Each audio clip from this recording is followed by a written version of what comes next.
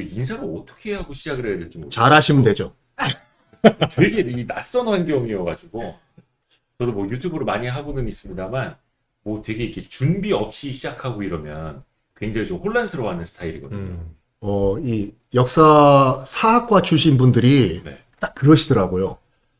그러니까 사료가 없든지 증거가 없으면 거기서 말 스탑. 더 이상 말을 안 하세요. 틀릴까봐. 지적질 당할까봐. 요즘에는 사람들이 다 막 검색해서 보거든요. 그러니까요. 그렇죠. 너 거짓말이다. 너 사이비 사학자다. 이런 식으로. 네. 그런 약간 콤플렉스. 이런 심리학 어떻게 콤플렉스 보세요? 있어요. 그 역사뿐만 아니라 네. 심리학도 그렇습니다. 아. 심리학도 그냥 얘기하잖아요. 그러면 그게 근거가 뭐냐고. 막 그래서 요즘 저희도 자료 없이 말씀드리는 게 굉장히 부담스러워요. 맞아요.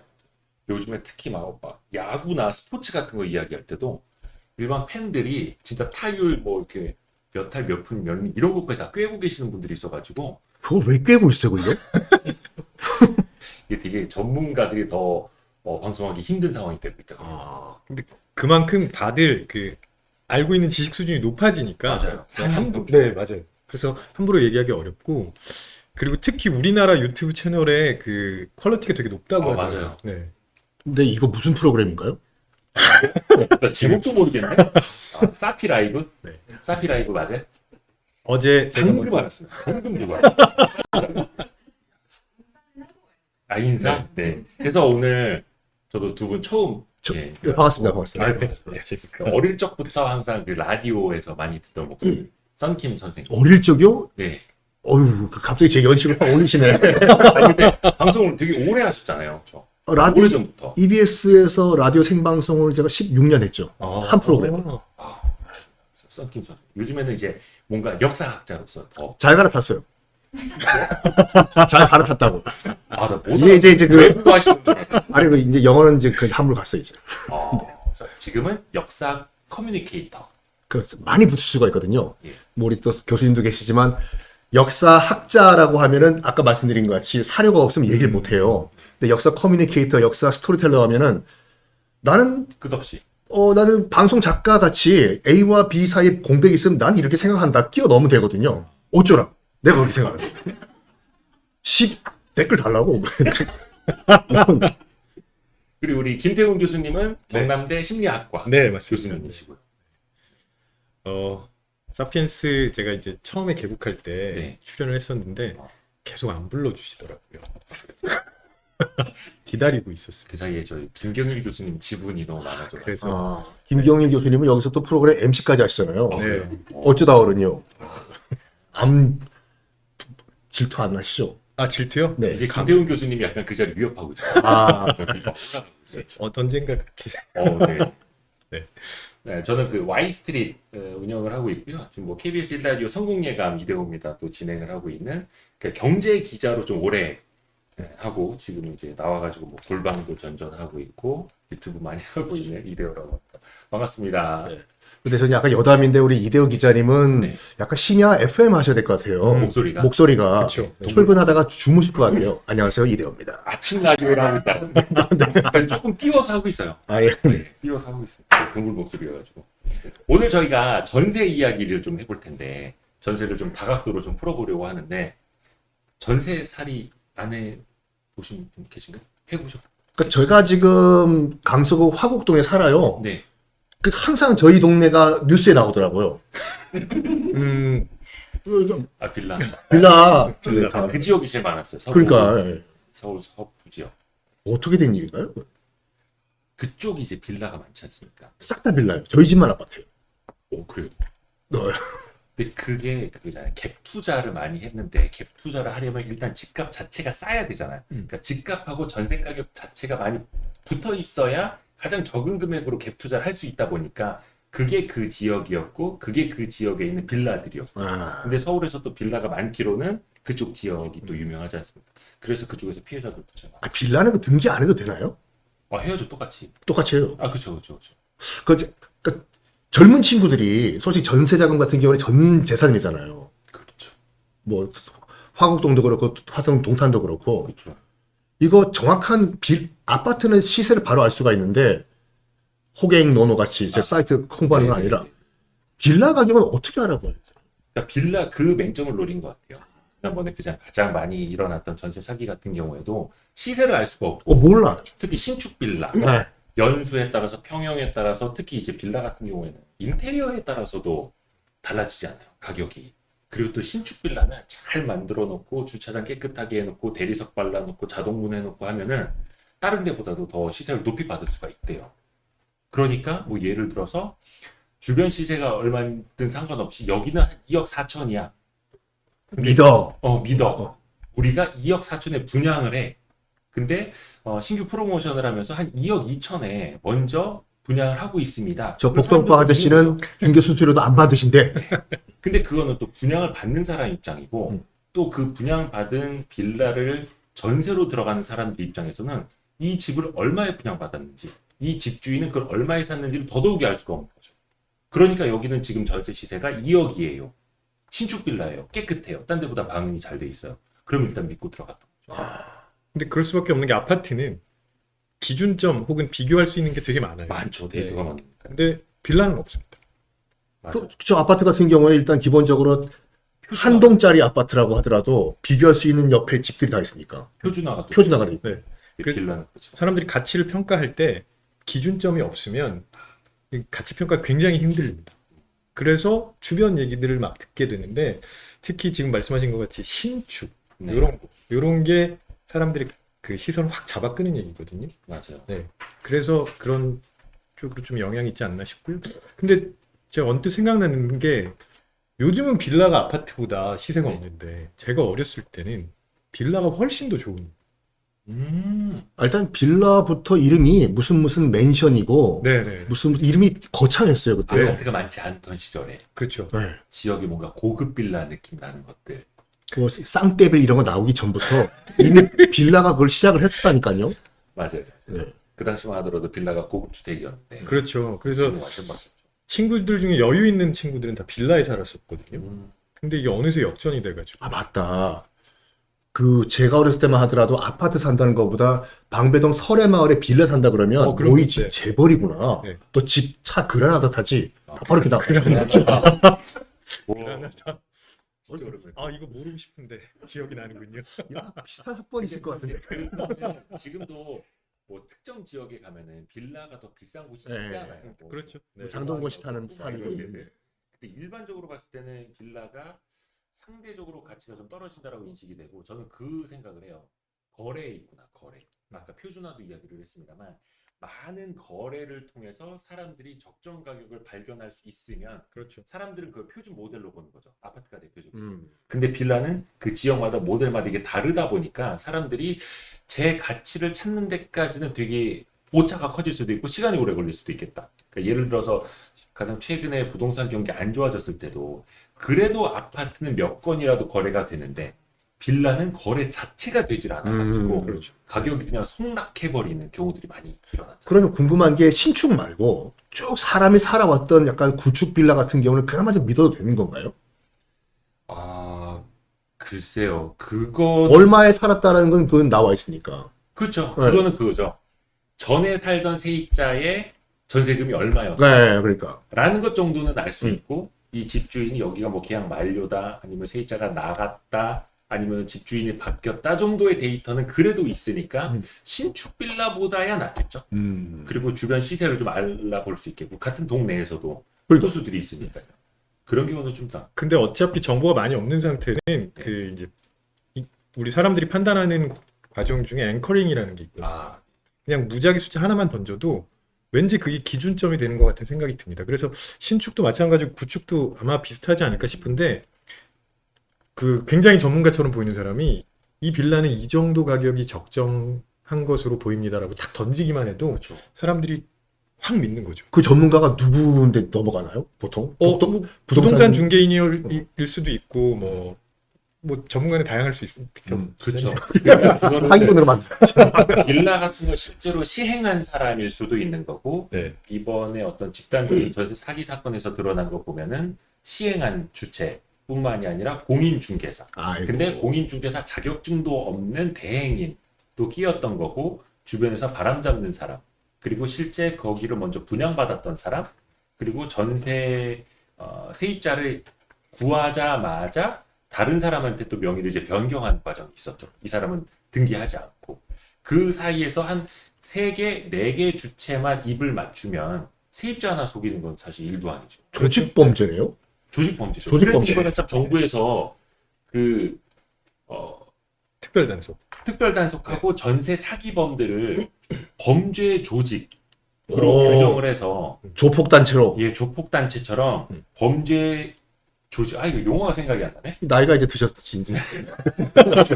그래서 이거를 범죄 조직으로 규정을 해서 사실 그게 의미가 뭐냐면은 조폭처럼 여기에 가담한 사람도 다른 사람 단순하게 아니라 똑같이 다 처벌을 하겠다라는 그 의미거든요. 그럼 조폭이랑 똑같이 이제 처벌하는 건가요? 그렇죠. 와. 그래서 거기에 가담한 사람의 경중을 따지지 않고 모두 다 처벌을 하겠다. 조직 범죄로 처벌을 하겠다. 그렇게 했던 거죠. 아, 그렇게 해야 되는 게 왜냐하면 그 날린 보증금이 전 재산인 경우가 많잖아요. 또 젊은 친구들 같은 경우에는 못 견뎌서 이제 스스로 극단적인 선택하는 케이스도 있고 조폭으로 처벌하는 게 맞다고 봐요. 근데 저는 거기서 되게 중요하다고 생각하는 게 뭐냐면 공인중개사가 아닌 사람이 나왔는데도 그 사람들이 하는 얘기를 그대로 믿고 전세를 하고 있어요. 그러니까 사실 가짜가 나왔을 거라고 전혀 의심하지 않는 거죠. 이게 내가 저 물건을 잡아야 되겠다라고 딱 생각을 하는 순간 시선이 좁아집니다. 아, 그 마음은 이제 결정이 된 거. 이미 결정하고 가요, 대부분. 네. 그래서 그 다음부터는 당연히 저렇게 전문가처럼 얘기하는데 내가 왜 의심을 해라고 나중에 회상하는 거죠. 근데 사실은 단계마다 말씀하신 것처럼 전 재산이 들어가는 그렇죠. 그런 행위인데 이거를 단계별로 확인하지 않는 거는 사실 굉장히 위험한. 보통 근데 제가 들은 바에 따르면 사기꾼은 사기꾼같이 안 생겼다고. 그러니까 저도 이제 네. 이제 연식 비슷하시니까 이제 우리 어렸을 때 내다바이 당했다고 하잖아요. 예? 네? 네? 그건 잘 모르겠습니다. 확 발을 빼야 될 것 같아요. 그러니까 이제 사기를 몇 번 당했는데 딱 보면 정말 그 동네 평범한 할아버지나 무슨 네, 학교 네. 선생님 같은 분들이 사기치더라고요. 그러니까 그게 대표적인 오해죠. 우리는 거짓말 할 것 같이 생긴 사람이 거짓말하고 범죄를 저지를 것 같이 생긴 사람이 범죄를 저지르고 말씀하신 것처럼 사기를 칠 것 같은 사람이 사기를 칠 거다. 이게 아주 대표적인 오해 중에 하나입니다. 오. 강력 범죄는요, 자기가 잘 아는 사람한테서 제일 많이 당해요. 아, 네. 그래서 아는 사람한테. 네, 그래서 이거는 그렇게 규정할 수 없고 실제로 거짓말 연구한 결과도 보면 뭐 어떻게 생겨서 이런 건 없습니다. 그건 선입견이고 네, 차라리 우락부락하게 생기고 사기꾼처럼 생기면 조심할 수도 있잖아요. 네, 조심하죠. 너무 참 인자하게 생기신 분이 이 빌라 괜찮아. 네. 내가 여기서 오래 살았는데. 이 동네에서 내가 오래 살았는데 내가 믿을 수밖에 없죠. 그렇게 많이 넘어가시죠. 음. 네. 근데 그 뒤에 누가 있느냐. 그러니까 아마 어제 나온 기사일 것 같은데 전세 사기 특별 단속 결과 3,466명을 검거를 했고 피해자는 5,000명이 넘었고 피해 금액은 6천억 원에 달했고. 6천억이요? 예. 근데 여기서 보면은 가담한 사람들 중에서 공인중개사가 629명. 근데 사실 공인중개사 믿고 중개를 하는 건데 그렇죠. 네. 이 사람들도 가담이 돼 있다라는 거고 부동산 중개 플랫폼 운영자 그리고 불법적으로 이걸 중개한 사람들 88명. 감정평가사도 22명이 같이 검거가 됐어요. 이건 빌라라서 그런 거죠. 근데 여기 보면은 뭐 빌라도 있고 오피스텔도 있고 단독주택이고 한데 아파트는 한 16.5% 정도가 있기는 있네요. 네. 아파트도 있기는 있네요. 그럼 미리 사전에 다 자기들끼리 이제 입을 맞췄다라는 거네요, 솔직히. 그렇게도 볼 수 있죠. 근데 이게 그 전세 사기가 어떻게 보면은 조직적으로 우리가 뭐 한 30개, 어떤 많은 사람들 뭐 몇백 개까지도 그렇게 했다고 하지 않습니까? 미리 준비한 경우도 있고 또 어떻게 보면은 부동산 하락장 속에서 한 10채, 20채 갭 투자한 사람이 하나 역전세 때문에 이른바 전세금이 터져버리는 거잖아요. 이거 못 막고 그러니까 연쇄적으로 전이가 돼버려서 이 사람도 사기범이 되어버리네. 그러니까 그거 있잖아요. 왜 원래 빌린 돈 못 갚으면 결국 죄목은 사기죄가 되잖아요. 그런 경우도 양쪽 사이드에 좀 다 있다고 봅니다. 그러니까 그런 분들은 사실은 아까 말씀하신 범죄단체 조직 뭐 이런 예. 건 아닌 거죠. 음. 근데 그럼에도 불구하고 그렇죠. 똑같이 처벌하겠다는 건가요? 네. 참, 네. 사기죄가 되니까. 전세, 물론 저도 최근에 이제 이사를 전세로 가면서 그 전세 대출이라는 걸 처음 받아봤거든요. 아, 네. 굉장히 쉽게 나오더라고요. 아 그렇군요. 아니 그거는 우리 썬킴 교수님이 신용도가 좋으셔서 그러니까 저도 이제 그러니까 전 이제 주택이 하나 있고, 네. 이제 그걸 팔고 다른 집을 구입을 하려고 했는데 안 팔리는 거예요, 그게요. 그래서 언제까지 내가 기다려야 될까 하다가, 일단은 전세로 간 다음에 그 집이 팔리면 이거를 가지고 이렇게 퉁치고 넘어가자 해서 처음으로 전세 대출이라는 걸 한번 문의를 해봤는데, 은행이 서로 달려와요. 자기 거 대출 받으시라고. 그리고 이 전세 계약서 하나만 딱 내니까 전세 대출 보증금의 반이 띵동 입금되더라고요. 그래서 굉장히 쉽게 대출을 주더라고요. 그러니까 우리 사회가 상대적으로 전세 사시는 분들을 상대적 약자로 보죠. 그렇죠. 그래서 뭔가 주택담보대출을 많이 일으켜주는 거는 정부에서도 뭔가 사회 악처럼 봐요. 가계부채의 주범, 그리고 집값을 올리는 주범으로 봐요. 근데 전세 자금 대출을 해주는 거는 그래도 뭔가 약자를 위한 사회적 지원으로 보는 색깔이 없지 않아 있어요. 그래서 은행들도 보면, 저 은행 출입할 때 보면은 정부에서는 주택담보대출은 굉장히 총량을 규제를 많이 해요. 네. 근데 전세자금 대출은 그렇게 심하게 규제를 안 해요. 왜? 당장 집이 없어서 전세살이 하는 사람들이 돈이 필요하다잖아. 요 정도 인식으로 보는. 그리고 또 이게 전세자금 대출이 은행들에게는 굉장히 좋은 대출 상품이거든요. 왜요? 왜냐하면 담보가 확실하지 않습니다. 집. 그렇죠. 그러니까 집은 그 사람 게 아니지만 전세 전세 보증금. 보증금이 있죠. 그리고 이 전세 보증금이 세입자에게 주는 게 아니잖아요. 이 집주인. 세입자는 집주인, 임대인에게 주다 보니까 임대인이 이 돈을 관리하게 되죠. 그러니까 돈을 빌려간 차주는 세입자지만 결국 은행은 임대인에게서 돌려받을 수가 있기 때문에 어떻게 보면 은행 입장에서는 꽤 안정적인 담보를 가지고 대출을 해주는, 금리도 꽤 쏠쏠하게 받을 수 있고, 은행 입장에서 거의 손 안 대고 코 푸는 그런 아주 좋은 금융상품. 손 안 대고 코 푸는 거 굉장히 힘든 거 아시죠? 아, 여기 대행진 나가야 돼요. 그건. 제 상상보다 축구 선수들이 많이 하는데, 그래서 은행 입장에서는 그 전세 대출 굉장히 선호하는 대출 중 하나예요. 예, 사회적 약자로도 보고.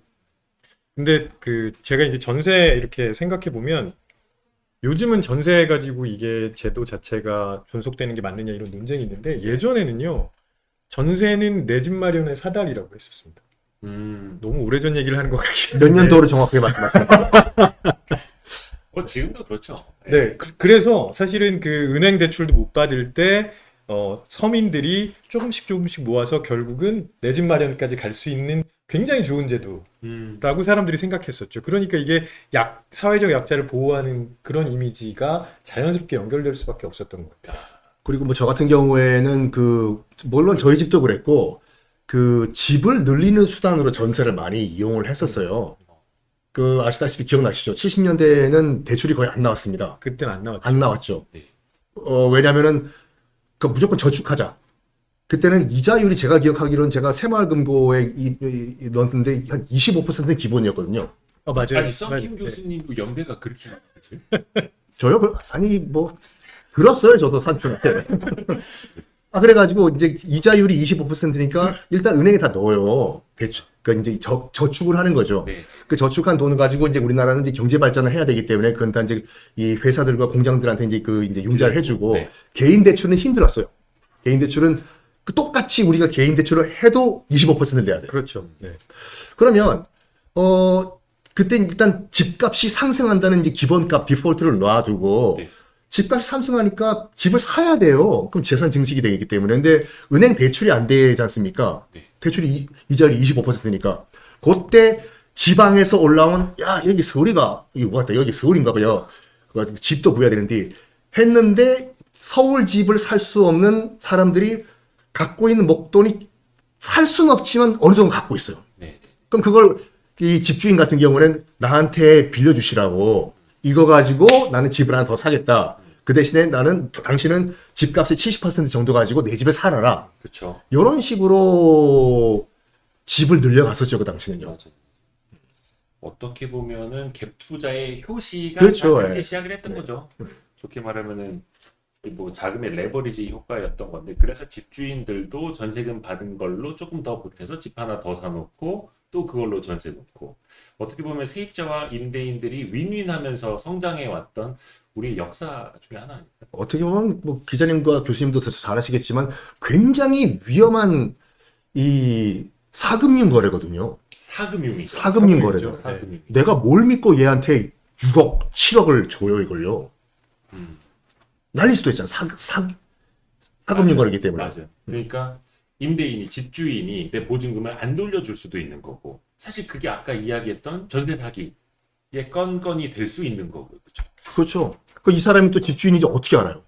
집 보러 갔는데 집 보러 줬습니까? 내가 집주인이 그럼 등기부등본을 확인하는. 그래서 나중에 이제 등기부등본 확인해야 된다. 그다음에 전세도 보증보험 해야 된다. 뭐 이런 게 이제 제도적으로 확보된 것 같은데 사실은 전세뿐만이 아니라 사금융은 뭐 우리나라도 그렇고 해외에도 그렇고 사금융의 형태는 되게 많았었고요. 우리나라에서 대표적인 사금융의 형태가 개모임. 네. 네, 야. 기억나시죠? 네, 개모임. 기억 안 나십니까? 갑자기 기억나죠? 신문 사회면이 맨날 나오는 게 네. 그거였다니까요. 네, 그래서 개주가 갯돈 들고 튀었다고. 네.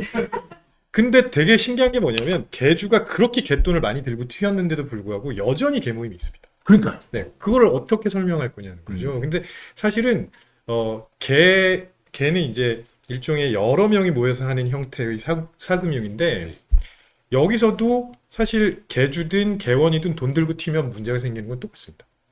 그렇죠. 네. 근데 우리는 이 일종의 공동체를 구성하면서 살아왔기 때문에 그 안에서 서로 이렇게 관계가 엮여 있었고요. 그래서 우리나라는 이제 관계주의라고 표현을 하는데 이 관계주의 형태에서 엮여 있으니까 내가 그렇게 걱정을 하지 않고 그걸 투자해 왔던 거죠. 그게 이제 그 주택 쪽에서는 전세 형태로 발전한 게 아닌가라고 저는 추정을 하고 있는데 그러니까 예전에는 아마도 이랬을지 않을까 이러지 않았을까 싶은데 거기 가면은 누가 있고 그 사람한테 그 사람 집이 있으니까 빌리면 돼. 그러면 그 사람 얘기 믿고 가는 거죠. 예전에는 다 그런 식으로 많이 투자를 했었잖아요. 근데 제가 왜 이 말씀을 드리냐면 제가 어렸을 때 제가 살던 동네에 그 개주를 하시던 분이 도망가셨어요. 야반도주라고 했었죠. 어느 동네나. 네. 근데 그럼 이제 동네에서 저런 뭐 이렇게 막 욕이 난무하고 하는데 한 5, 6년 정도 있다 그분이 다시 그 동네 돌아와. 오십니다. 돌아와요? 네. 오. 그래서 뭐 좀 미안하다고 하고 같이 살아요. 옛날에 그런 일 되게 많았어요. 많아요. 네. 야. 그게 그러니까 되게 이해가 안 되는 것 같지만 우리나라는 그 사람 자체를 문제 삼지 않고요. 그 사람이 한 행위만 자꾸 뭐라 그래요. 완전 종교네요. 사람을 욕하지 말고 그 사람의 죄를 미워하라. 네. 할렐루야. 그러니까 그 사람이 정말 네. 갑자기 아니 근데 네. 그래서 전세 보증금을 떼일 염려가 있으니까 안전장치를 해 놓잖아요. 당연히 뭐 전세 살아보신 분들은 확정일자 동사무소 가서 그렇죠. 네. 확정일자 받고 그리고 이 뭡니까 그 전입신고를 통해서 나의 대항력을 만들어 놓는 거고 거기에 더 하나 하자면 일종의 보험을 드는 거 보증보험. 저 들었어요. 그거. 그쵸. 그러니까 그 알아보니까 집주인한테 얘기 안 해도 되더라고요. 그 예전에는 집주인의 동의가 필요했는데 네. 이제는 제도가 바뀌어가지고 동의 없이도 보증보험을 할 수가 있습니다. 되게 싸더라고. 한 140만 원밖에 안 해요. 일종의 보험료 개념. 보험료죠, 네, 그러니까요. 보험료 개념 네. 거죠. 그래서 보면은 이제 한국주택금융공사하고 주택도시보증공사 이쪽에서 보증보험을 가입을 할 수가 있습니다. 근데 이것도 한참 지난 다음에 하면 안 돼요. 아마 세입하고 1년 이내에만 가능할 거예요. 맞아, 2년 계약 그거 얘기하더라고. 2년 계약을 했으면 1년 이전에 와서 1년 보험 이내에만 들라고. 가입을 해야 되고 네. 이게 조금 배리어가 있어요. 근저당 채권이 주택 가격의 60%를 넘으면 안 되고 뭐 압류라든지 가압류, 선순위 채권이 또 있으면 안 되고 그러니까 이게 뭐냐면은 주택금융공사랑 주택도시보증공사도 자기네들이 손실을 보면 안 되기 때문에 그런 거예요. 왜냐면 자기네가 공익사업 하듯이 떼인 돈 저희가 다 갚아드립니다 할 수는 없는 거니까 자신들의 최소한의 마진은 좀 챙겨놓고 보험을 들어주더라도 그렇게 하려고 하는 거고 최근에 보면 이제 문제들이 많이 터졌잖아요. 전세 사기라든지 또 역전세. 그래서 보면은 얼마나 그 돈을 대신 갚아줬는지 대위 변제라고도 하는데 주택금융공사 통해서 나간 게 지난해에는 61억 원을 주택금융공사 대신 갚아줬어요. 근데 올해 들어서는 상반기에만 273억 원을 갚아줬어요. 훨씬 더 많아졌죠. 근데 지금 273억 원 갚아줬다고 하니까 되게 많아 보이잖아요. 근데 주택금융공사는 이 제도를 시작한 지 한 2, 3년밖에 안 됐어요. 그 전부터 했던 주택도시보증공사, 우리 흔히 허그라고 하는 그 회사. 근데 여기는 지난해 9,241억 원을 대신 갚아줬어요. 그래서 단위가 달라지죠. 그래서 이름 갈아탄 거예요? 아니, 회사가 달라요. 네. 내 앞에 약자로 한 거고. 네. 주택도시보증공사. 근데 지난해 9,241억 원을 대위 변제했는데 올해 들어서는 1조 565억 원. 이것도 올해 들어서 5월까지만. 그러니까 그만큼의 전세 사기라든지 지금 역전세라든지 전세 문제가 그만큼 심각하다. 그래서 실제로 자기 보증금을 못 돌려받은 사람이 그만큼 많았다. 근데 불행중 다행으로 그 중에서 보증보험을 들어놔서 이걸로 대위변제 받은 사람이 그만큼 많았다. 그러니까 그만큼 전세 사기라기보다는 보증금을 못 돌려받는 사람들이 많은데 언론의 스포트를 못 받기 때문에 우리가 몰랐고 극단적인 케이스를 통해서만 우리가 알고 있는 거예요. 그렇죠. 사회적 문제 정도가 되니까. 근데 저는 좀 전에 설명 들으면서 네. 약간 답답한 느낌이 약간 들어요. 무슨 얘기냐면 그 설명해 주시는 거 보면 용어도 좀 어려운 게 많고 맞아요. 일반인들이 전세 이렇게 할 때 그런 것들을 하나하나 다 찾아서 하는 게 되게 어렵거든요. 사실은 그냥 집 주소 딱 넣으면 이게 지금 전세를 받아도 되는 건지 아닌 건지를 일목요연하게 정리해서 알려주는 그런 제도가 필요하다고 봅니다. 왜냐하면 개인한테 너무 복잡한 거를 다 맡기잖아요. 어차피 정보 처리 못해요. 아니 이런 거 쉽게 우리말로 좀 풀어서 쓰면 안 돼요? 근저당 설정 이거 뭐냐? 그러니까 솔직히 말해가지고 물어보기에 창피해서 야 근저당 설정이 뭐냐? 그렇게 물어보지도 않고 넘어가다가 이 뭐 후순위에 밀려가지고 날려버리고 하시는 분들 많거든요. 네. 그러니까 그렇게 좀 어렵지 않게 했으면 좋겠다는 생각이 많이 드는데 제가 최근에 본 기사 중에 하나는 그 집주인이 추가로 대출을 받으려고 잠깐 전출 신고했다가 다시 들어오라고 하는 케이스가 있더라고요. 네. 근데 그렇게 하면은 보증보험을 대항력을 잃어버리죠. 네, 맞습니다. 대항력이라고 나오더라고요. 네. 그거를 누가 알겠습니까? 그 일반인들이 알기는 되게 어렵거든요. 큰일 나. 이런 것도 있더라고요. 무슨 내가 전입 신고하면은 이제 그게 된 게 아니라 전입 신고하고 이길 새벽 자정까지 요 몇 시간 동안에 집주인이 그 사이에 대출을 받아버리면 맞아요. 순위가 글로 넘어가더라고. 네. 어떻게 막아걸려? 전입 신고가 아마 이길 0시 기준인가. 맞아. 그 당일 막 예를 들어서 내가 오후 2시에 했다. 근데 그날 0시에 된 거예요. 다음날 0시. 그러니까 그 사이에 갭이 있는 거죠. 그 사이에 집주인이 어디 가서 대출을 받아버린 거야. 이걸 그럴 담보로. 수도 있고 어디 매도 계약을 할 수도 네. 있고. 그러니까 세입자 입장에서는 내가 들어갈 때 분명히 등기부등본 다 떼봤는데 멀쩡하더라고. 통일동 있고 전에 뭐 이렇게 질권 설정된 거 없고 다 확인을 했는데 보통 한 2달 뒤에 좀 지르고 실제로 입주하잖아요. 그 사이에 집주인이 바뀌었구나. 그러니까. 그 사이에 추가 대출을 받았구나. 뭔가 체납이 생겼구나. 그래서 이번에 그래서 정부가 제도를 개선한 게 집주인의 동의 없이도 체납 사실을 알 수 있게끔. 그리고 또 하나가 뭐냐면 어떤 다른 선순위 질권 같은 게 있는지도 뭐 물론 지금도 볼 수 있습니다만은 다 이걸 검색해서 볼 수 있게 되었거든요. 근데 중요한 게 뭐냐면은 임대차 계약을 체결할 때 보도록 돼 있어요. 그 전에는 못 보고요. 그 전에 그러니까 교수님이 방금 말씀하신 것처럼 뚝딱뚝딱 검색을 해서 등기부등본은 누구나 떼어 볼 수 있으니까 거기에 다 투명하게 나오는 게 아니라 임대차 계약을 작성할 때 볼 수 있게끔. 그러면 이미 다 결정이 끝난 상태잖아요. 그렇죠. 그리고 또 아까 그 제가 전세 보증보험도 말씀을 드렸는데 보증보험도 계약서가 있어야 보증보험을 내가 신청을 할 수가 있는 그렇죠. 거예요. 네. 그러니까 이미 화살을 쏜 다음에 보증보험 받으러 가는. 그래서 제가 이것도 걱정이 돼가지고 공인중개사 그 분한테 얘기를 했어요. 내가 전입신고한 다음에 내일 0시 그 사이에 이 집주인이 또 다른 담보대출 받으면 어떡하냐 했더니 웃으면서 걱정하지 말라고 그러면서 잡고 있으래 이렇게 자정까지. 그런 케이스가 드물게 솔직히. 그러니까 그래서 마음 먹고 사기치려면 그렇죠. 그 빈틈은 사실은 어디에나 있을 수밖에 없는 것 같아요. 그러니까 뭐 법이랑 제도를 아무리 만들어도 허점은 항상 발생할 수밖에 없기 때문에 그거를 완벽하게 틀어막는 거는 불가능할 거라고 생각을 하는데 이렇게 일반적으로 너무나 많은 사람들이 사기를 당하는 이런 거는 막아야 되는 거 아닐까요? 그래서 그거 하나 알려드리고 싶은데 이것도 되게 어려운 용어예요. 임차권 등기 명령이라는 거. 왜 이렇게 복잡하게 만들어 용어를? 오늘 공부 많이 하고 합니다. 진짜 중요해요. 왜냐면 이거는 제가 경험으로 느껴본 거예요. 음. 근데 아까도 잠깐 예를 들어서 집주인한테 내가 그 보증금을 못 받았어. 근데 나는 다른 전셋집으로 이사를 나가야 돼요. 그렇죠? 근데 거기에 내 몸도 나가고 그 집에 대해서 새로 내가 이사를 가는 집에 대항력을 가지려면 그 집에 전입신고를 해놔야 되잖아요. 그러니까요. 근데 여기서 전입신고를 하면 기존에 살던 데서는 자동으로 전출이 돼버려요. 그렇죠. 두 개 동시에 못하니까. 몸도 나가고 이삿짐도 나가고 전출까지 돼. 그럼 이 집에 대해서는 아무 대항력이 없죠. 그럼 어떻게 해야 돼요? 그럼 이 집주인은 야, 저 사람 뭐 다 나간대 나 그러면 보증금 안 줘. 이럴 수도 있잖아요.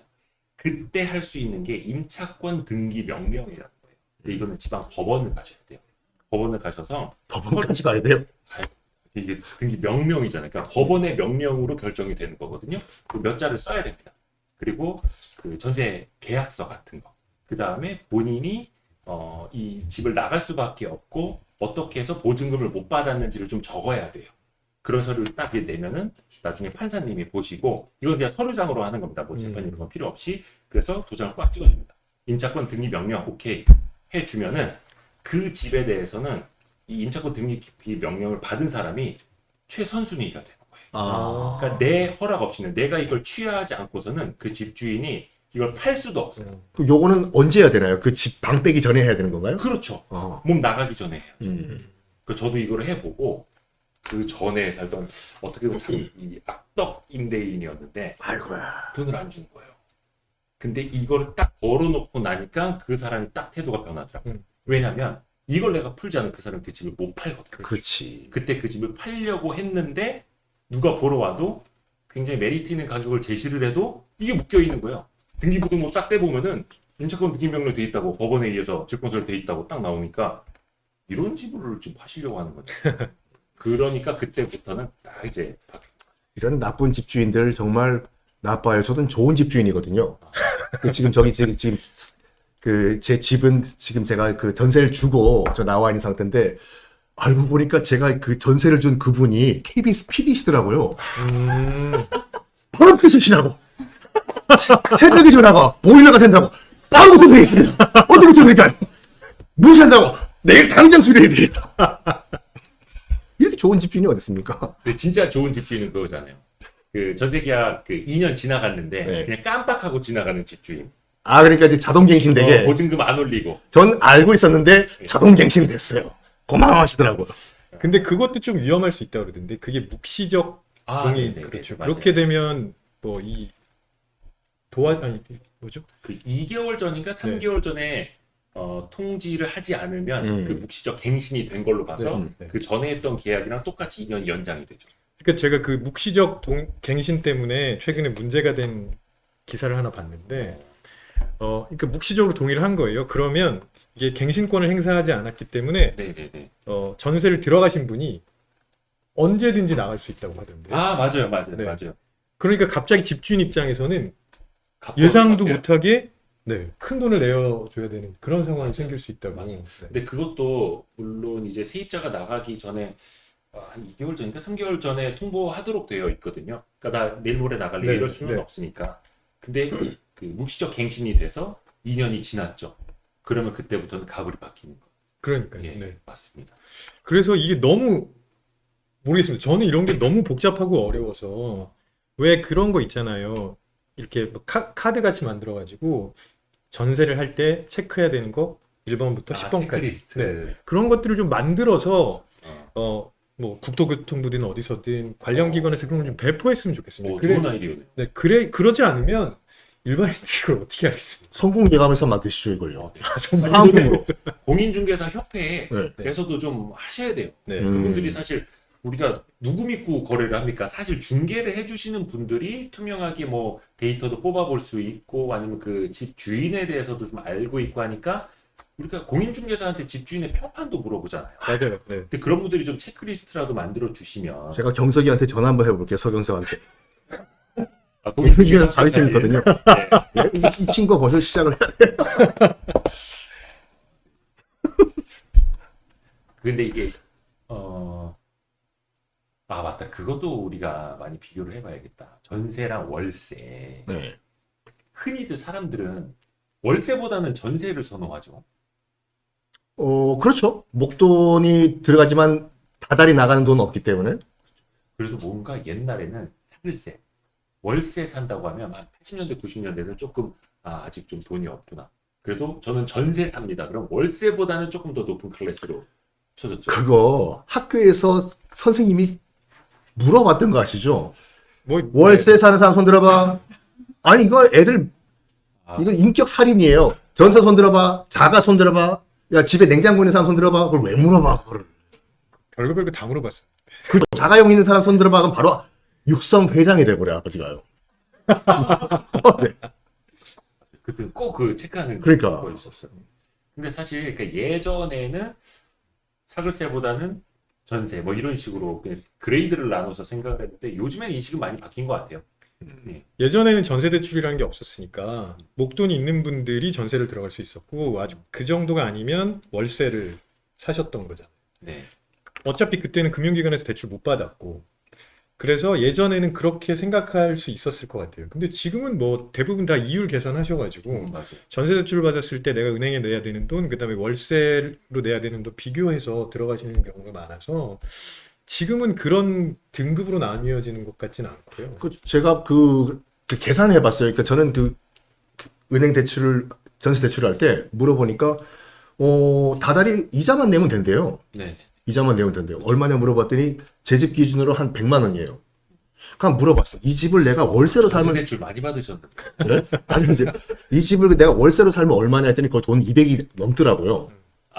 그래서 계산해 보니까 월세를 살 바에는 차라리 전세 자금 대출을 받는 게 더 싸요. 100만 원밖에 안 내니까. 근데 그게 작년에는 네. 아니, 말씀하세요. 작년에는 조금 달랐었다고 제가 기억하는데 금리가 확 올라가지고 전세에서 월세 전환하시는 분들이 꽤 많았던 걸로 제가 기억하거든요. 그 이제 전월세 전환율이라고 하는데 거기에 따라 달라지죠. 그래서 유불리를 다 이제 계산을 하는 거죠. 근데 보통 이제 저금리 시절에는 임대인은 월세를 선호하죠. 전세 보증금 받아놔서 은행에 넣어봐야 금리 뭐 1, 2%밖에 안 주면 차라리 월세 더 받는 게 낫고, 근데 고금리 시절에는 그 반대가 되죠. 임차인이 월세를 선호하게 되죠. 왜냐면 전세 보증금 빌리려면 엄청나게 비싸니까. 그래서 그때 상황에 따라서 또 달라지는 것 같아요. 네. 예.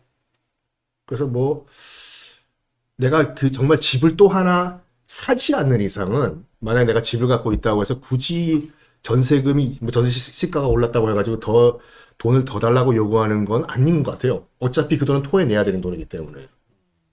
그렇죠. 근데 솔직히 실질적으로 이제 그 예전에 신문을 한번 뒤져보면은, 그러니까 이제 제가 알고 있기로는 이제 임차인을 보증하는 그 법이 1981년도에 나왔는데 그 전까지만 하더라도 삐는 경우가 상당히 많았거든요. 네. 그래서 집주인이 돈을 못 갚아가지고 임차인이 격분을 해가지고 권총을 들고 가가지고 집주인을 쏴 죽였다. 라는 뭐 이런 기사가 있어요. 우리나라에서요? 우리나라에서요. 권총을요? 일제시대 때. 일제시. 깜짝이야. 아니, 요즘은 아니죠. 깜짝이야. 무슨 종이 있더라고. 아니, 그러니까 이게 큰 목돈을 맡긴 거잖아요. 네. 개인 사금융 거래를 통해가지고. 이 집주인은 안 줄 수가 있거든요. 근데 전재산이지 않습니까? 물론 절대 그러면 안 되지만 돈 내놔라. 못 준다 하니까 권총으로 쏴 죽인 케이스도 있다니까요, 진짜. 그러니까 사람들이 더더욱이 그래서 전세살이 서름이라고 하고 특히 네. 우리나라 사람들은 내 집 하나 마련하고 내 집 하나 소유하려는 그 욕구가 되게 크잖아요. 네. 근데 이게 외국 사람들도 그런지 모르겠어요. 외국 사람들도 월세 렌트가 어떻게 보면 되게 당연하게 생각되기도 하고. 저랑 비슷하게 생긴 이제 배용준 씨가 이런 말을 했죠. 다 동의하시잖아, 지금요. 꽤 오랫동안 전세를 살았어요, 배용준 씨가요. 그러니까 배용준 씨가 이제 집을 처음으로 산 다음에 했던 말이 굉장히 그러니까 그때 의미가 있었거든요. 네. 굳이 집을 살 필요를 못 느꼈다. 전세란 좋은 제도가 있는데, 뭐, 전세는 건설 회사도 사실 수가 있는데. 근데 저는 이제 그런 생각을 해요. 전세 사는 것까지는 좋다고 봐요. 집 굳이 소유 안 해도 되잖아요. 근데 특히 집값이 많이 올라가는 시절에는 전세 가격이 고정되어 있다라는 전제하에는 집값이 아무리 많이 올라도 난 집을 안 살 거니까 상관없을 수도 있어요.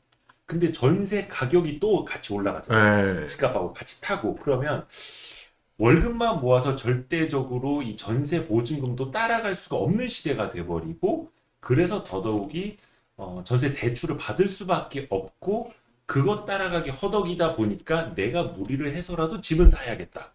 이런 사람들이 많았고 그게 한 2년 전에 그 포모 현상 중에서도 젊은 세대들이 마지막에 영끌까지 해서 집을 샀고 또 최근에도 보면은 올해 1월부터 5월까지 처음으로 생애 최초로 주택을 산 사람이 거의 한 2010년 이후 가장 많았대요.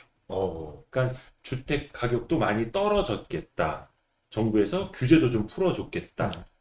특례 보금자리론도 나왔겠다. 그러면서 젊은 세대들이 생애 최초로 주택을 많이 샀다는 거예요. 저는 또 그 심리가 좀 이해가 가요.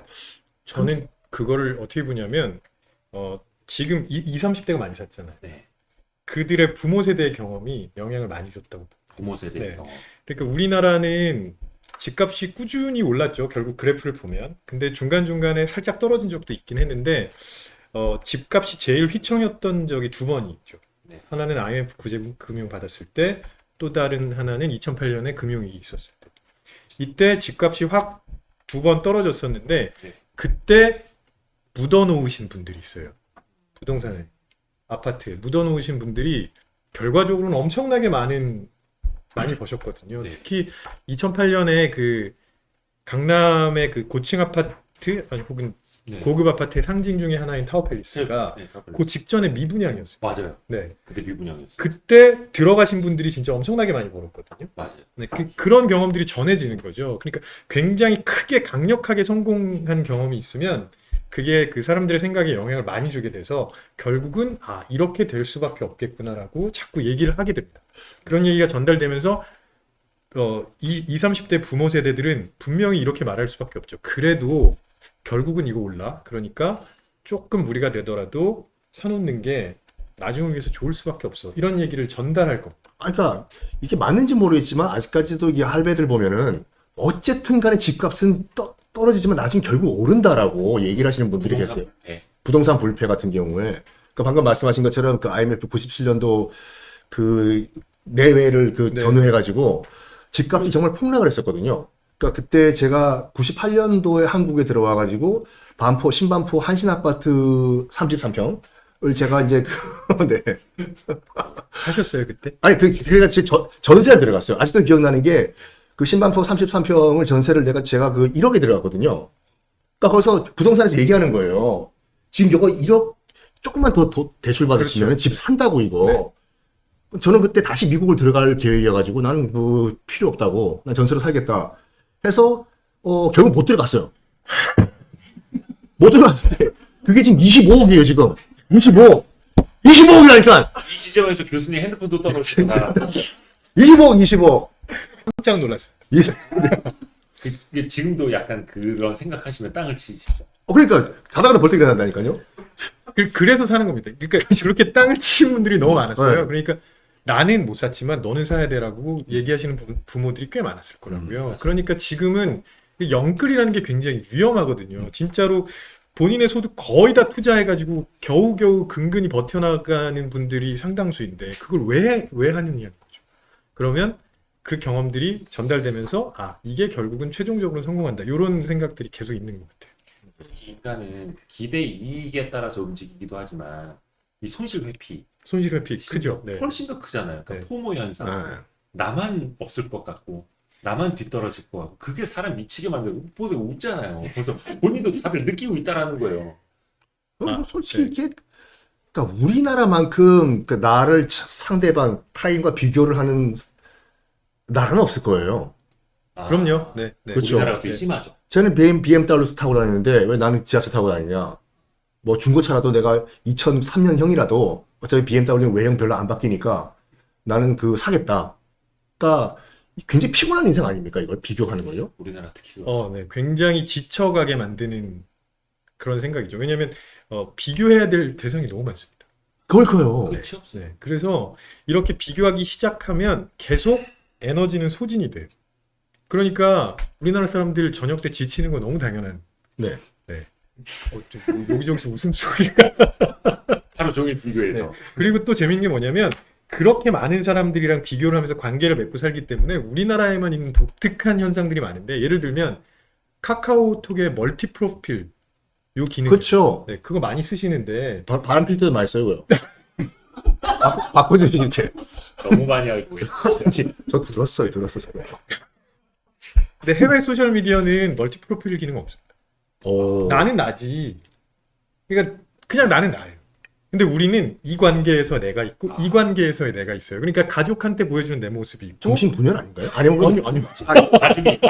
다중이죠. 아니요, 그렇지 않습니다. 이거는 그 문화적인 영향이라고 보는 게 타당하고요. 왜냐하면 나는 이 관계에서는 이런 식으로 보여주고 싶고 또 이 관계에서는 이런 식으로 보여주고 싶어요. 이게 제가 정확하게 모르겠지만 방송하시는 모습하고 네. 집에서 계시는 모습하고 똑같습니까? 전혀 달라요. 네. 저 굉장히 내성적이에요. 한마디도 안 해, 집에요. 친구분들이랑 계실 때. 친구 한 명도 없어요. 아이죠? 네. 그래가지고 예전에 뭐 제 어렸을 때 이제 사귀었던 그 이 여인네들이 하는 말이 그거라니까요. 방송에서 보고 정말 재밌어서 사귀었는데 자기랑 만날 때는 한마디도 안 하니까 속았다고. 근데 오히려 그런 분들이 더 끼가 있잖아. 특히 연예인들, 특히 배우분들 보면은 샤이하게 평소에 한마디도 안 하다가 큐 딱 들어가면 완전 돌리고 그분이 들어오시는 거예요, 이게요. 그런 분들이 오늘 아이가 좀 많더라고. 아이가 많아요. 와. 먹고 살기 위한 학습입니다. 특히 개그맨 분들이 물론 다 일반화의 오류가 될 수도 있겠지만 개그맨 분들이 그런 경우가 많다고 하더라고요. 맞아요. 정말 재밌는데 온 에어 딱 꺼지면 뜨개질 하시고. 그러니까 네, 보통 그 너무 지금 멀리 왔나요? 네. 내향적이라는 거에 대해서 오해를 많이 하시는 거예요. 내향적인 건 내가 그냥 조용하게 사는 거가 아니고 네. 사람들을 만나면서 소진할 수 있는 에너지의 양이 적은 겁니다. 그러니까 내향적인 분들은 하루에 만날 수 있는 분들의 숫자가 적어요.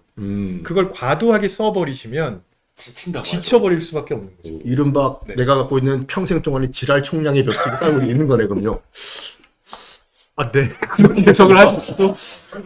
네. 그래서 외향적인 분들은 그 계속 만나셔도 덜 지칩니다. 네. 숫자가 훨씬 많아요. 그러니까 저는 약간 뭔가 좀 기분 다운되고 그럴 때 사람들 만나잖아요. 뭐 네. 취재할 때 당연히 이제 사람 만나는 게 업이니까. 근데 사람들 만나고 얘기 듣고 얘기하고 돌아오면은 조금 텐션이 올라와요.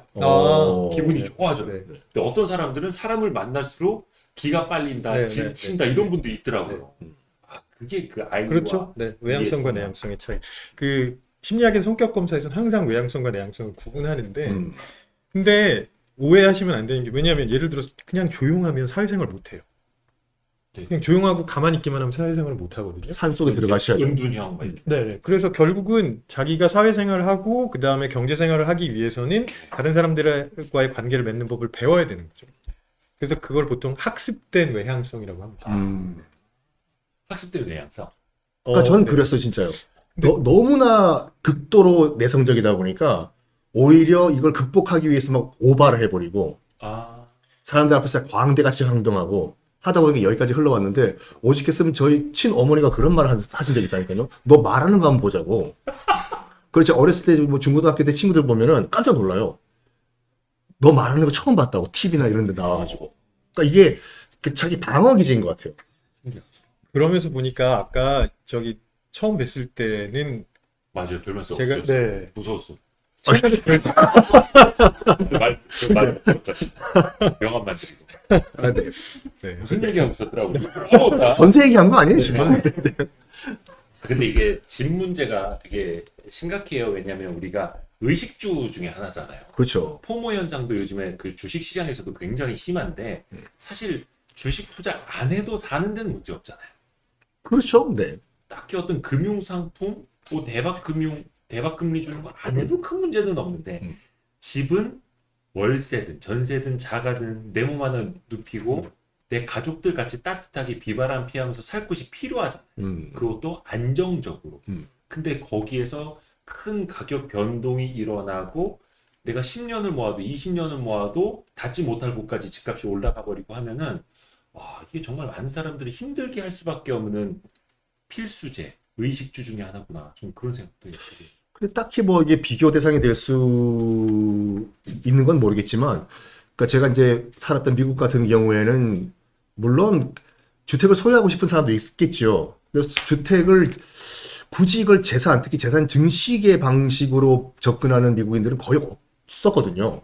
인식이. 인식 자체가. 그래가지고 일단 당연히 30년 모기지 받고 이제 매달 월세, 그러니까 그 납입금을 갚아 나가는 것은 기본이고, 그러니까 그게 좋은 게 뭐냐면은 갈아탈 수가 있어요. 이 집 살다가 저 집 살고, 이 집 살다가 저 집 살고 이런 식으로. 특히 이제 한국인 같은 경우에는 그걸 못 견디는 거예요. 교포들이, 교민들이.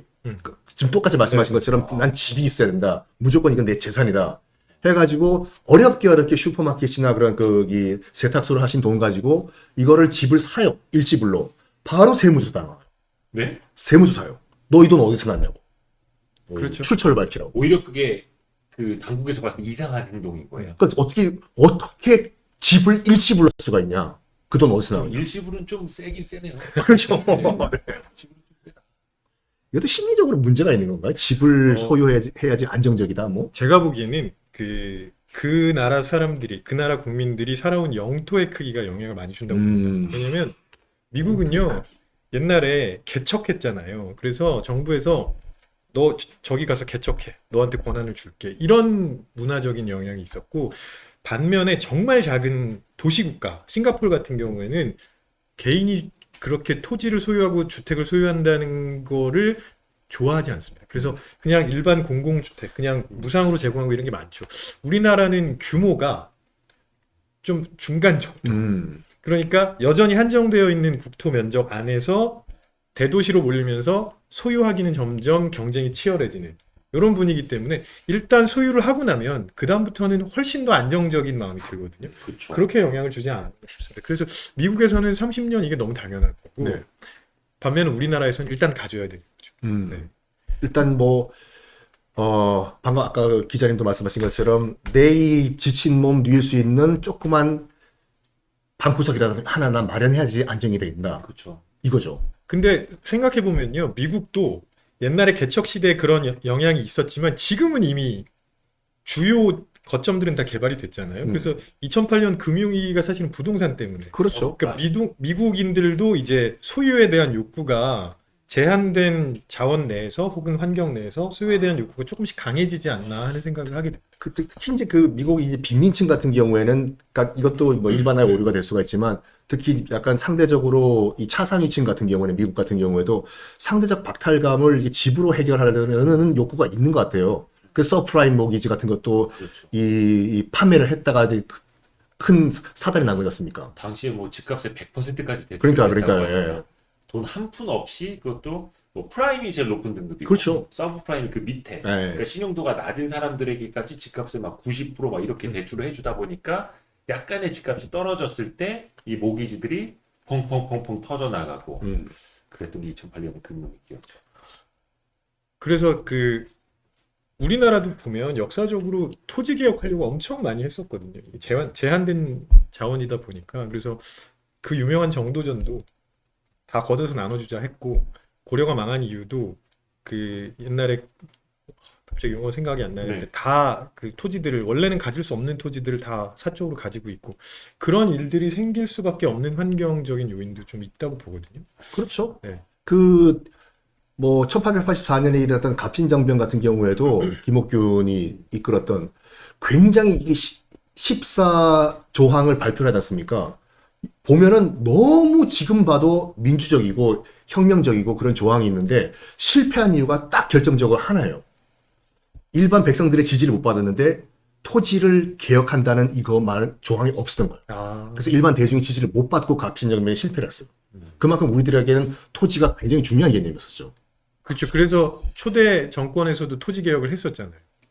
우리나라도. 그렇죠. 네. 그래가지고, 이건 약간 여담일 수도 있겠지만, 그 6.25 전쟁 때, 그나마 우리가 휴전이지만, 그 북한의 그 남침으로부터 약간 버틸 수 있었던 여러 가지 원동력 중에 하나가 이승만 정권이 제일 처음에 했던 것이 토지 개혁이었거든요. 다 지주로 만들어준 거예요.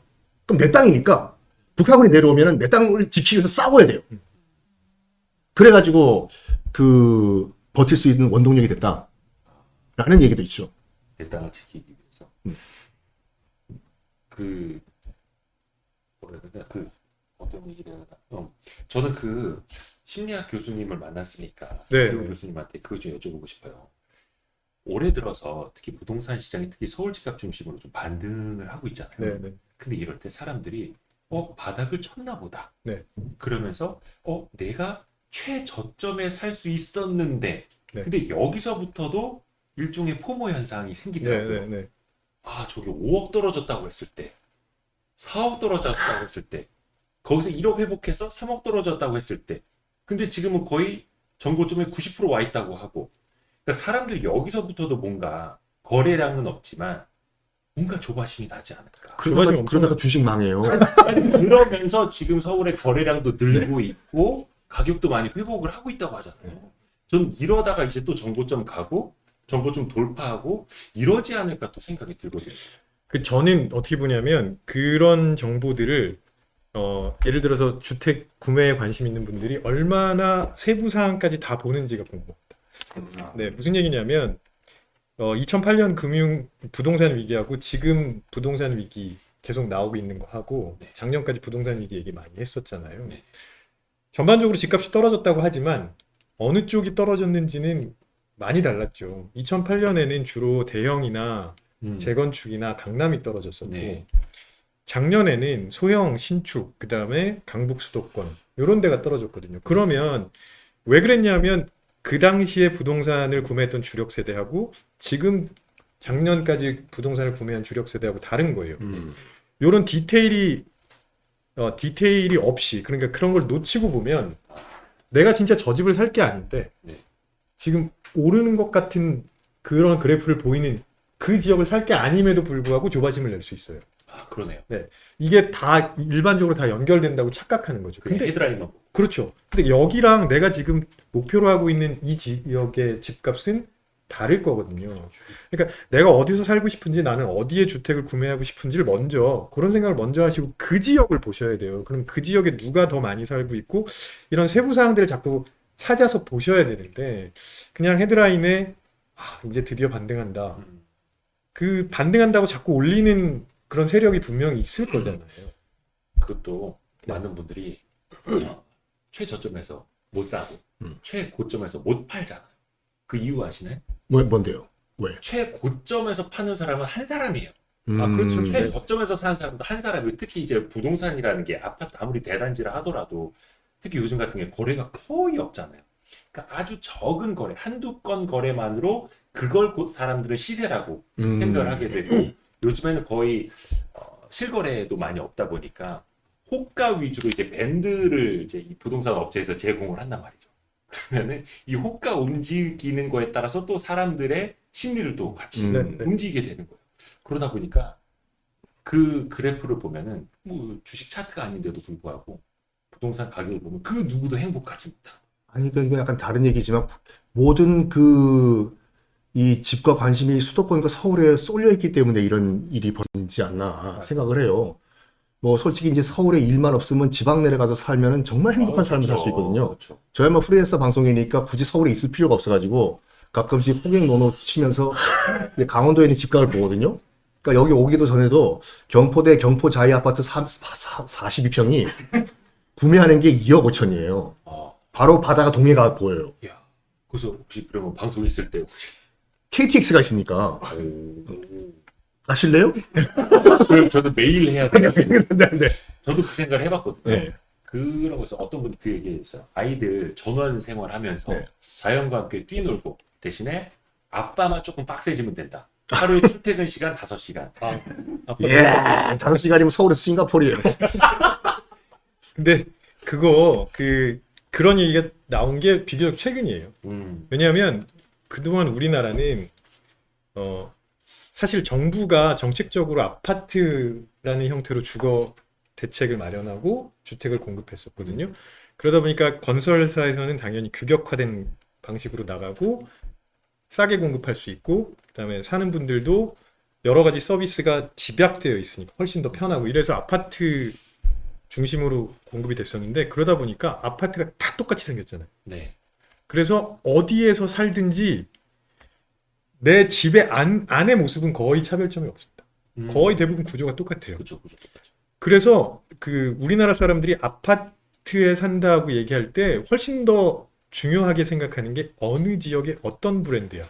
입지와 브랜드. 네. 그걸 더 중요하게 생각할 수밖에 없는 거예요.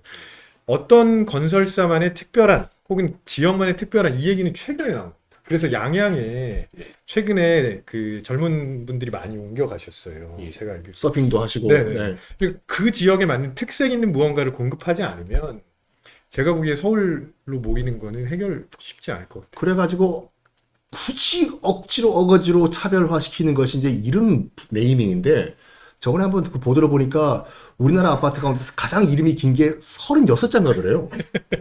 김수아, 뭐 거구. 그거 거의 그 수준이라니까요. 택시 기사도 몰라요. 그걸로라도 차별점을 하려고. 그렇죠. 네. 야, 오늘 진짜 우리 전세제도 아. 부동산에 대해서 진짜 이야기 많이 나왔는데 마지막으로 그 생각 좀 해봤으면 좋겠어요. 과연 지금과 같은 이런 전세제도가 앞으로도 이어질까? 아니면 서서히 거의 월세나 이런 걸로 대체가 될까? 어떻게 혹시 생각하세요? 그냥 아주 비전문가의 나이브한 시각으로 말씀드리면 제가 이제 놀랐던 거는 그동안은 그 전세에 대한 일종의 전세를 최소한 월세보단 전세를 사야지라고 생각하셨던 분들이 많은데 작년에 이거 이율 비교하고 월세 금액이랑 비교하면서 네. 이쪽으로 많이 옮겨갔던 게 제가 보기에는 소비자들이 조금 더 예전보다 현명해지고 있는 게 아닌가 싶어서 그러면 결국은 지금 그 금리랑 집값의 흐름이 어떻게 바뀌느냐에 따라서 네. 만약에 안정화되면 월세로 가시는 분들이 많아지지 그렇죠. 않을까 싶고요. 이 계속 집값이 뛰면 당연히 그런 생각들을 하면서 전세가 유지되지 않을까 좀 그렇게 생각합니다. 저 같은 경우에는 집주인 겸 동시에 또 세입자다 보니까 양쪽의 그런 입장을 다 판단할 수가 있는데 이제 그 전세금을 그러니까 집주인 입장에서 전세금을 받는 메리트는 딱 하나예요. 돈 굴리는 거예요. 맞아요. 이걸 뭐 은행에 넣든다든지 아니면 어디 투자를 한다든지 집을 산다든지 하는데 일단 이자율은 정말 바닥을 기고 있고 집값은 어떻게 될지 모르고 하니까 집주인 입장에서 봤을 땐 차라리 저도 이렇게 생각을 해요. 그 지금 계시는 KBS PD님 이 방송 보시고 계시는지 모르겠지만 네, 세입자 아니 보일러 고장하면 고쳐드리겠습니다. 그러니까 이제 그 계약 만기가 되면 월세로 돌리려고요. 그 월세. KBS PD님한테 네. 괜찮은 사신다면요. 예고. 전세 예고. 그러니까 전세 메리트가 없어요. 메리트가요. 그렇죠. 네. 그렇죠. 그러니까 저금리 시절이 저는 앞으로 다시 돌아올 거라고 보거든요. 왜냐면 우리나라 지금 올해 경제 성장률 잘해봐야 1%대. 내년에 더 회복을 한다고 해도 2%대. 우리나라 잠재 성장률이 4%, 3% 이제 2% 수준이라는 거예요. 그러니까 우리나라가 가진 재원을 전력 투구했을 때 높은 인플레이션을 만들지 않고 성장할 수 있는 수준이 이제 2%대라는 거예요. 그러면 2%대 성장을 하는데 3.5%의 기준금리? 저는 이건 별로 지속될 가능성이 없다고 보니 언젠가 다시 내려올 건데 그런 저금리 시대가 다시 돌아오면은 집주인들은 좀 월세를 선호하지 않을까. 결국 이게 공급자가 많이 좌우할 수 있다 보니까. 다만 이것도 집값이 좀 둔화가 돼야 월세 흐름으로 가는 거지. 또 집값이 다시 꿈틀댄다. 갭 투자가 더 많이 활성이 된다. 그럼 또 그때는 이제 전세가 계속해서 상승할 것 같고.